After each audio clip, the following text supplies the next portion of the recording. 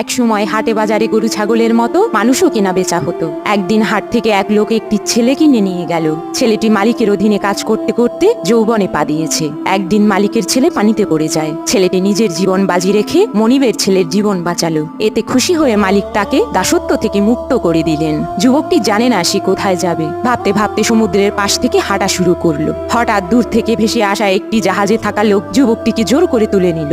এক সময় জাহাজটি একটি দ্বীপে এসে ভিড়ল। সেই দ্বীপে থাকা লোকজন যুবকটিকে ধরে সিংহাসনে বসালো। তারা বলতে লাগলো, আগামী 5 বছর আপনি আমাদের রাজা থাকবেন। যুবকটি বলল, 5 বছর পর আমি কি করব? তারা বলল, 5 বছর শেষ হলে আপনাকে একটি দ্বীপে রেখে আসা হবে। ওখানে এমন অসংখ্য লোক আছে। যুবকটি সিংহাসনে বসেই ধীরে ধীরে সেই দ্বীপে আবার যোগ্য করে তুলল। এমনি করে 5 বছর কেটে গেল। নিয়ম মতো তাকে সেই দ্বীপে রাখতে গিয়ে লোকজন দেখলো সেখানে বিরাট জনতা তাকে অভ্যর্থনা জানাতে ঘাটে সমবেত হয়েছে। তাকে দেখে সকলে আনন্দে মুখরিত হলো।